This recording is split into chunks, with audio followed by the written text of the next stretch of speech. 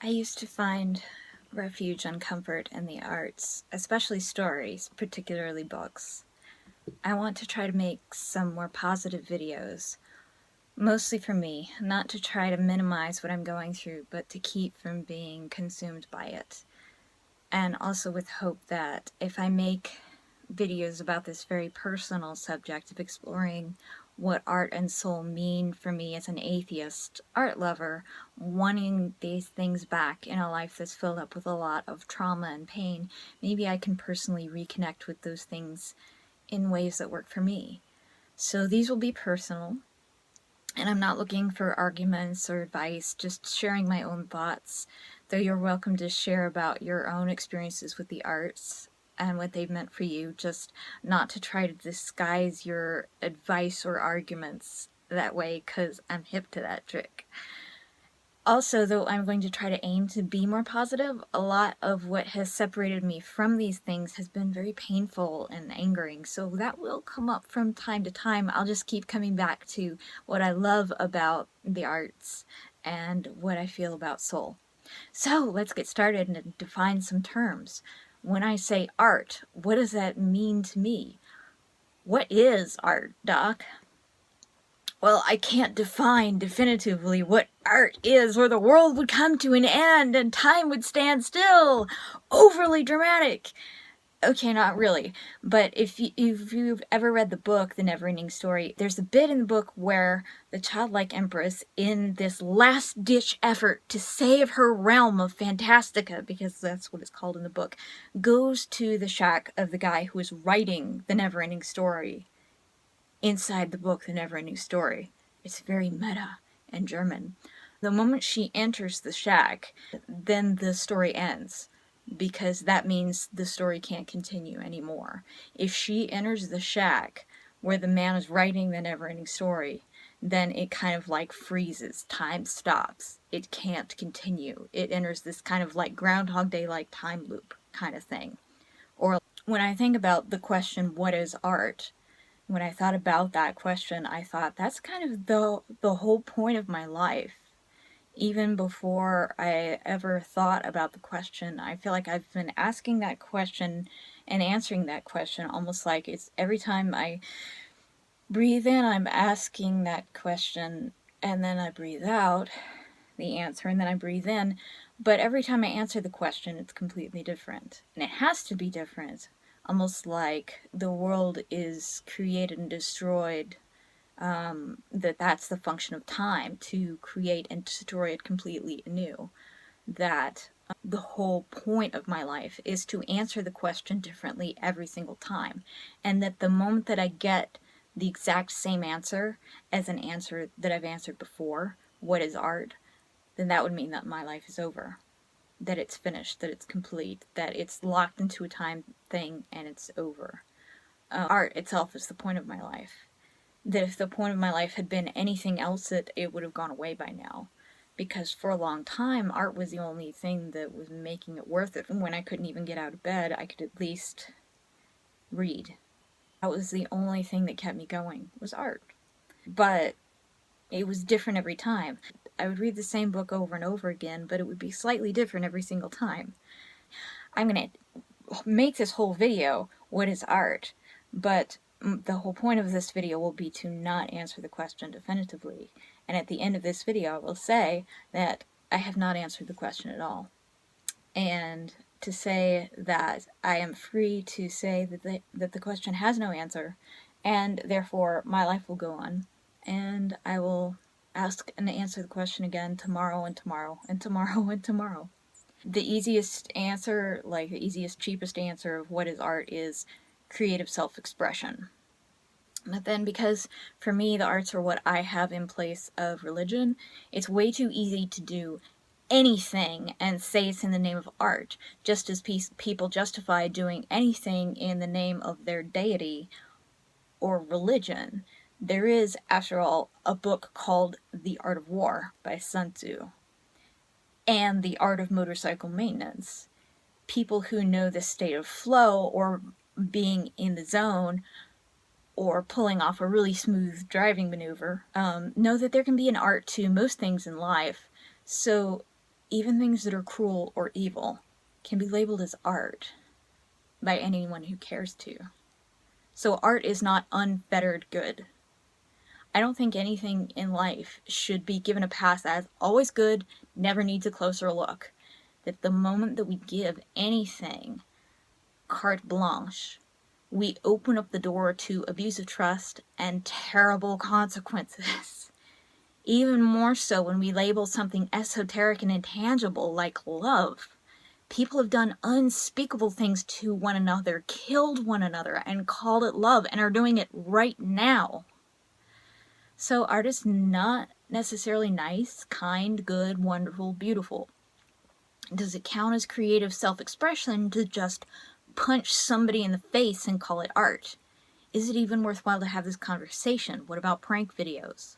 There's also a whole video to be made about the long tradition of retelling, remixes, fan art and fan fiction, cut-ups, sampling, and how the digital age impacts that, so I won't get into that and copyright right now. So why would it be important to decide what is and what isn't art? Why would this be a worthwhile question to have? I suppose for the reasons of classifying jobs, for funding, for filing books at the library, for deciding where we dedicate resources and energy and attention. And also for looking at the function and impact of art. But also I think it's important to look at what art isn't. Because when you can see that you can find art in motorcycle maintenance or an artfully executed dodge or con, you can recognize the removal of art from a situation whose whole purpose is to be art. There's a scene in Terry Pratchett's fantasy novel Thief of Time that epitomizes what I'm talking about. The auditors of reality have stopped time, freezing all the messy life that they dislike because it's not orderly, and have gone into an art museum. They've taken a painting and they've removed all the paint and they've separated it into the piles of each pigment to try to find the art that engenders the response people have to the picture and the value people place on it. It's amazing how many classes and how-to books and teachers try to reverse engineer art in this way, taking art to its component bits and then reapplying them. So not just visual art, but also writing and all of the other arts as well. Skills can be taught, but creative self-expression is an expression at core of self. The only person who can tell you who you are is you. Asking someone else how to be yourself, they can tell you who they think you are, or who they see when they look at you, or who they want to see, or project some of themselves onto you, or some of all of the above, but in the end, we're the one behind our eyes, inside our bodies. It's frustrating because in learning, especially when we're brought up with traditional schooling, there's grading and a traditional mentality of a right and a wrong way to do things based on the judgment of the teacher, who's usually just one person, or those who have come before, or a gatekeeper.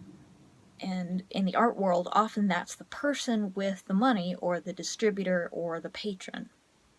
We're sensitive to judgment, and everyone is in a hurry to judge art and artists, despite the fact that context can be everything.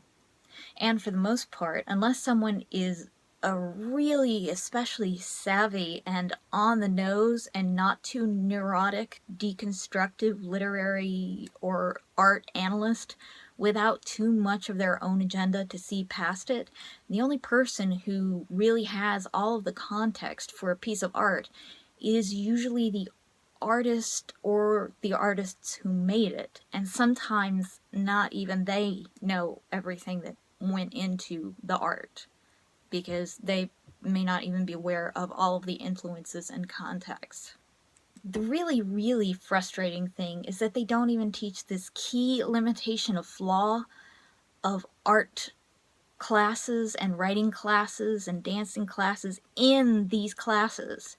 Teachers either seemed to assume we already knew, or teachers were insecure or oblivious to the understanding that I really needed to know and have affirmed for me throughout my life, that the most essential ingredient, the core key piece about art, was self-expression, and that everything else is just skill building and learning how to stand my ground and defend my uniqueness from people who try to homogenize and commercialize my art to try to make it more like everything else, and lay people and failed artists who try to either sabotage my stuff out of subconscious jealousy or force me to try to make it to their liking and not serve my own vision until I lose touch with whatever it is inside me that I was expressing in the first place, and the conflicting drives of meeting the demands of those around me and answering what it is inside me that made me want this in the first place. And then discovering that I'm angry and hurt and anxious and hate other people now and hate myself for what I've become and hate what I make now and fear that I'll never ever recover that initial joyous spark,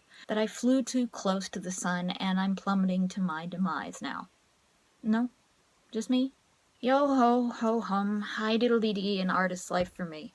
And since we look on with awe and envy and confusion and fear, we get front row seats to the often spectacular, meteoric rises and falls of amazing artists as they go through this exact thing, age after age, sometimes with lots of either prescription or non-prescription drugs, alcohol, other substances, or just sheer meltdowns.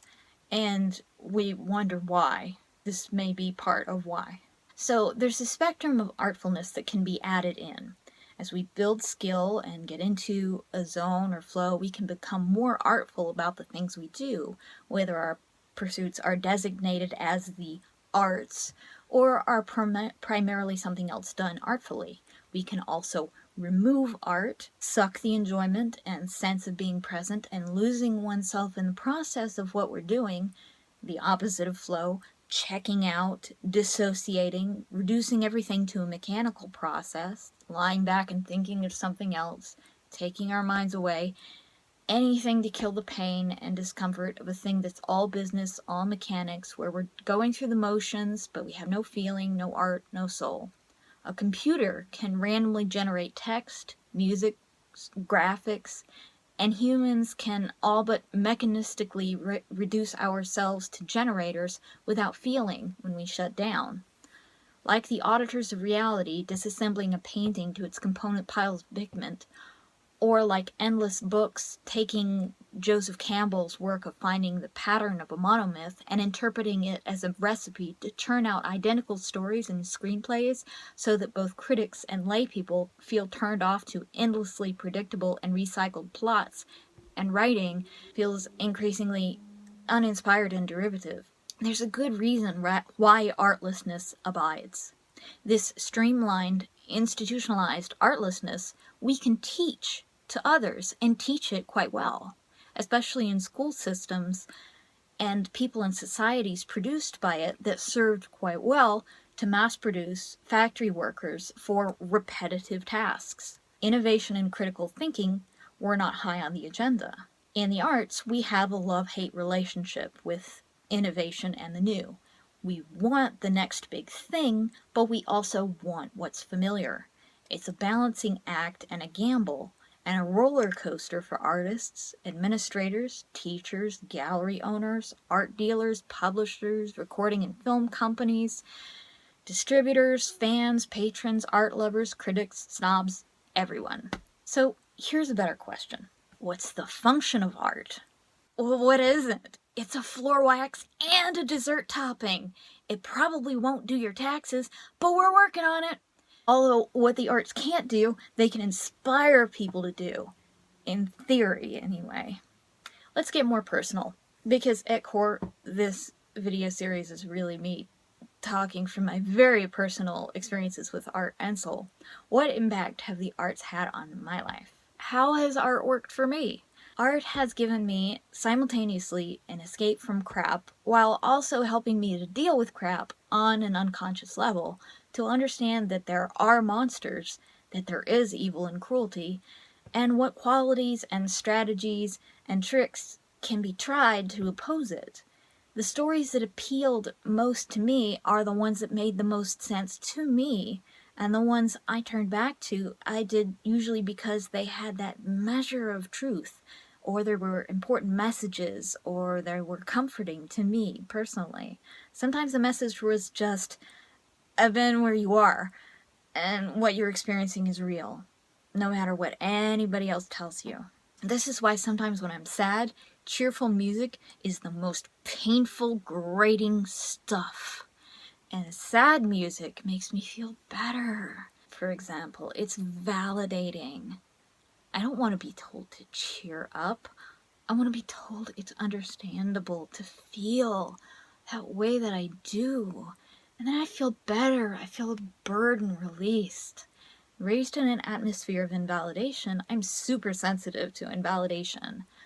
That's now known to be a big precursor of developing borderline personality disorder, an atmosphere of invalidation. And it doesn't have to be the family, it can be being bullied at school and then being told it's not a big deal, or having the teachers invalidate you.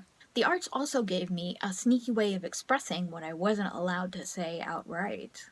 After all, you can argue with somebody who states their truth, but if we find a way to say it in code, through symbolism, or if we're able to translate it into metaphor that's sufficiently sly enough, then we aren't likely to have quite as many casual detractors just randomly heckling us as if we were speaking plainly. Also, if we're writing fiction and someone accuses us of lying, we can laugh and say, well, of course.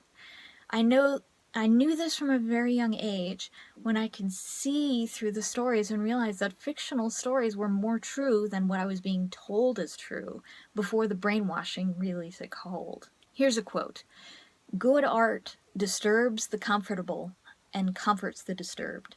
I noticed, too, that things we would never ever let in the door if they came knocking, we're tolerant of if they're fictional. Like some fundamentalist Christians are fine with reading Harry Potter and Twilight books. And I was allowed to read books that snuck strange ideas in the back way, like Trojan horses sneaking in one Greek at a time, ideas that helped me hold on to a separate identity, and things that never would have been okay for me to state out loud. Thought crimes, which I sometimes learned were not okay to say the hard way. The arts are also a way to raise awareness without it being really painful, like a spoonful of sugar to help the medicine go down. We willingly watch movies for entertainment and listen to music for entertainment. And we learn a lot about life through these things when historical settings and facts are introduced into our entertainment. Sometimes we learn the wrong things when these are corrupted, or when our entertainment is usurped for propaganda, or often money-making agendas, or the mad politics of the person with the bankroll. Often facts are elided for the sake of dramatization, or because no one story is the whole story. In fact, history and scientific studies themselves suffer from this because there are a lot more results that can't be replicated than we think. They're, in other words, flukes, or manipulated again by whoever has the money. But back to art. Lin-Manuel Miranda, interviewed by Emma Watson, said art engenders empathy. I think in 3 words, he says something that I've been trying to get at a lot of ways. I'm going to link to the interview in the information box below. In more plain language, and I think his musical Hamilton is a fantastic modern example of this because it's a great equalizer, art can build bridges and tear down walls between us and between ourselves and the emotions we often distance ourselves from. It can provide human context, for better or worse, to a situation, a factor we historically do great evil when we seek to eschew it completely. Miranda's Hamilton as art breaks down barriers to musical theater, to hip-hop, to rap, to history, to whiteness, to people of color, to immigrants, to upper class, to lower class, to hotheads and bystanders, to shooters and the shot, and across political party lines. It breaks down emotional barriers to the stories of Alexander Hamilton and Aaron Burr particularly. Facts are important, and emotions are also important. Critical consumption and good judgment in deciding for myself are crucial to me for fuller understanding of reality and truth. Inherent suspicion of cold, rational elitism and total disdain of emotion are both alarming extremes with deadly consequences. Art can serve to bring both extremes back toward the middle and encourage a more relaxed and egalitarian appeal to more tastes, hence why I think Hamilton is so popular across so many different demographics. There were a lot of efforts to bring Hamilton to classrooms as well as Broadway, and as I said, it was a great equalizer in that people who had no interest in a lot of these things were brought together by their love of the music and storytelling and artistry and emotion of it. Hamilton made these things accessible to people who were previously aesthetically turned off by those things by changing the context and aesthetics and bringing together very different genres and styles and making it work, almost through the curiosity that tension provokes. How can you make a hip-hop musical about our first Treasury Secretary? How can you have cabinet members have a rap battle about which financial system our country will adopt? And it's well written enough to not just be a clever trick, but emotionally and viscerally engrossing and well layered to make us return to it joyfully. For me personally, Hamilton and learning about that masterful creation of it continues to make the history of hip-hop and rap a lot more accessible than it was before. It draws parallels to the history of the American Revolution, the French Revolution, and Revolution in general I'm learning more and more about. Growing up in a New Age cult, as you might imagine, I was surrounded by a lot of people who were never open about their obvious distaste for rap and hip-hop, but the whole atmosphere was sterilized of that entire culture and conspicuously white and middle class. The emotions they buried and shunned turned into abusive and toxic, constant levels of passive aggression. These days I feel a need to swing to the other extreme to recover healthy rebellion and revolution in my soul. Eventually, if I survive, I hope to find a natural medium of appropriate healthy anger response to oppression and aggression when and where necessary. We can't viscerally truly know what it's like to experience life as someone else. Intellectual understanding blocks empathy, but art blurs that barrier between us. When we're appreciating art, ideally, we open up more parts of us than just the part of our brain, the analytical, digital, chopped off, rounding up or rounding down, square hole mathematical brain that tends to compare everything to what we already know rather than make imaginative leaps and grow. Art is more analog, richer, warmer, can elide the fourth wall, bring us to a more emotional and direct experiencing, which can also sometimes be disturbing. That's the risk of empathy.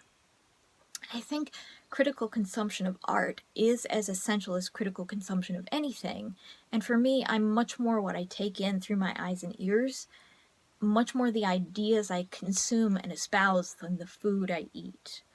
I've also found that the people that I meet are much more what they uncritically hand wave into their brains than what they chow down, no matter how picky and political they are as eaters. I worry a lot more about what ideas they are catching and spreading than what goes on or in the food that they're eating. Lin-Manuel Miranda is also a prime example of artists that I never get tired of listening to talk about how they do what they do. This is way more instructive, both about life in general and also art, and more genuine about both than anything else. And I don't have to doubt its veracity because the proof is right there on what these artists have done that I love. Andrew Solomon talks about surviving the worst things in life, about building identity and forging meaning. That's another huge thing the arts have done for me. I was raised brainwashed and psychologically and spiritually abused and surrounded by New Age cult hippies and realized eventually that I can't trust anything I was ever told. That's a really terrible thing to realize when you're in your 30s and have to start over. It unraveled me as a person. It's a little liberating, but mostly extremely shattering. I have floundered a lot. I've also had to fight off a lot of the sort of opportunistic vultures of spiritual and religious scum that like to descend on someone who has had a crisis of this sort to defend my absolute right to decide what goes on in my head and my heart and my soul. I have felt at times like I've lost absolutely everything because almost everything in my life had, up to that point, had been contaminated and tainted. When it's gone on that long, all things I'd ever touched or been exposed to had been tainted with contact with that overwhelming lifestyle and lens and radioactive belief system of seeing everything that way, like the sick kid's belongings in The Velveteen Rabbit when they're burning all the bedding and soft toys. How could I even trust my own thoughts and way of perceiving things? Ah, but there's the clue right there. The way I understood anything was I related it back to stories. That was what I would turn to and cling to. I had some shame about this, like I was running from reality. But in a sense, we all do this to some extent. Terry Pratchett refers to filling the gap between expectation and reality. For some it's religion, for some it's addiction, for some it's hope, and for some it's making knitted things from yarn. And for some it's Fraggle Rock and Discworld. Some people write books called All I Need to Know About Life I Learned from Watching Star Trek. I change the channel a lot, and I read more than I watch. I'm still coming to terms with what this means for me. I want it to be something that's just for me and idiosyncratic. I don't want anyone else to participate or have any control over the meaning that I forge and the identity that I build. That's my right and my choice. It doesn't mean that I can't talk about the arts with others and enjoy them with others and laugh about it and even take the mickey out of my own over-the-top, operatic, eccentric, arts-based religion. And remember always the danger of taking it too far. Because it's an all too human thing to do terrible things in the name of whatever I believe in, and develop selfish tunnel vision, particularly when in pain and desperation and fear, as I am right now. The arts have also been in the past a cathartic release of what hurts, an expression or expulsion of the pain, expectoration of the pain, a healing process. And I have had people patronize what I've done because of this, and it has absolutely enraged me. It just hits and holds down my batshit button. Especially as they acted as though their art was somehow above being about healing. That my art was somehow lesser, some kind of self-serving or masturbatory thing that no one else could or should ever want to see or value. I think art is more, not less, valuable if the artist is emotionally invested in it. If the artist is just doing a job, doing it for money, doing it for something to do, dead below the neck, I generally feel dead below the neck taking it in. Life is short. There are a lot of people who make art. I want to spend my time and energy and resources, what little I have, soaking in art that people have poured themselves into passionately. Screw everyone else, that I can feel them absorbed in and enjoying it. If they're not having fun, I'm sure not. It would be like hanging out with someone who is clearly not into it, or having sex with someone who is only doing it for money or a sense of obligation. How is that more enjoyable or valid? I realized that I can't make other people like what I do or say or make. I can't center my choices on other people's pleasure because other people are fickle, and that places my happiness or my success entirely in their control. If I do what I want, then even if no one else likes it, then I know I've succeeded in my aim to please myself. And then I've expressed myself. I've been myself. It's hard because there are a ton of aggressive, spoiled, entitled people who have gotten the impression that art is like Burger King, and that it's not only okay, but it's actually charitable and helpful and doing the artist a favor to order them to change what they're doing, even while they're doing it.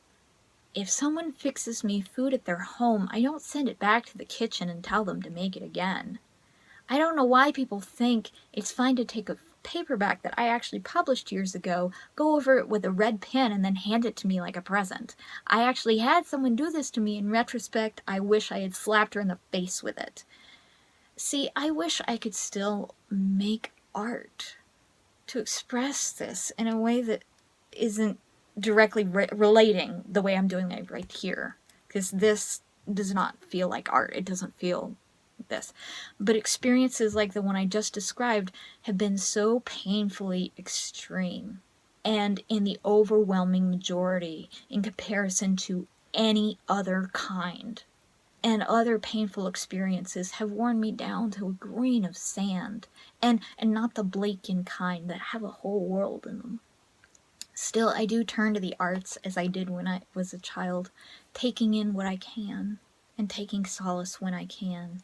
These days I can't usually handle terribly challenging stuff, even in the medium of the arts, though. I hate how long I've been so sensitive, so maxed out on stress. I hate living like this, feeling like my bones are made of glass, like the glass man in the movie Amelie, unable to even go out, painting the same painting over and over again, a copy of someone else's joy, all sharp edges padded. I know, though, that the arts first and foremost have the power to affect my emotions deeply.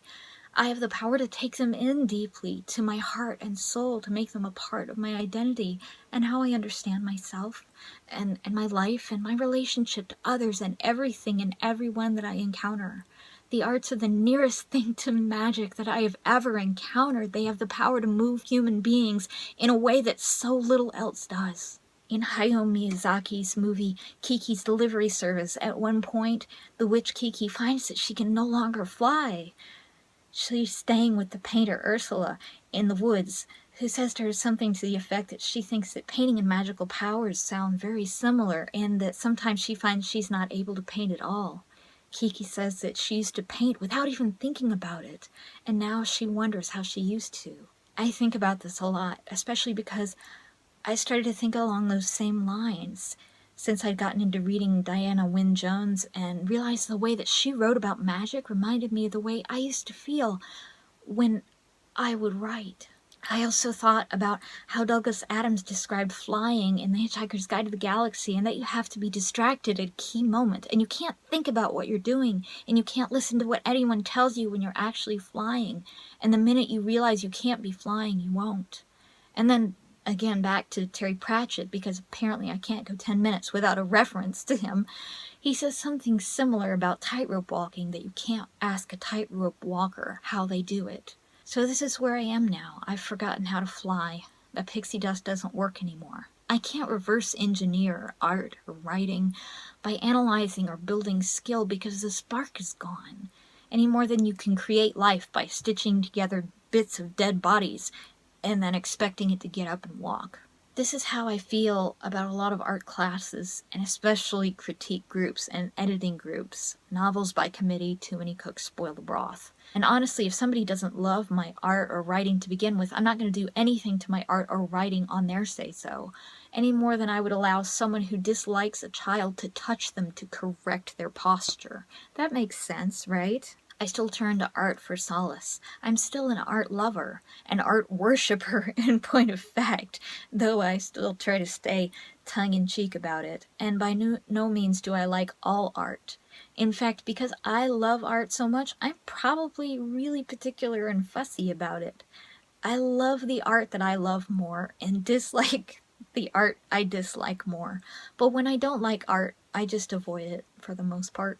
I don't diss it or rail about it or write huge long critiques about it. I might if I felt like its impact was alarming, but then I'd talk about having more critical consumption and being more careful and aware about what messages it is that we're taking in. Instead, I spend what time I have, remembering that life is short, looking for more art that soothes and enriches and feeds my soul, that gives me those feelings that I felt as a child, the delight and wonder and joy and hope, but also defeating and tricking monsters and nightmares, because they are real, and I need to know how to survive them and how to fly away once more. I think that's probably something only I can answer for myself, and it may be one of those things I have to answer again and again, an antagonist I have to defeat again and again, a hell I must escape again and again, having a care, as I know, never to look back. And as for the question, what's art, Doc? I am happy to say I once again have no idea, and will be glad to discover anew every day that I'm alive. Thanks for watching.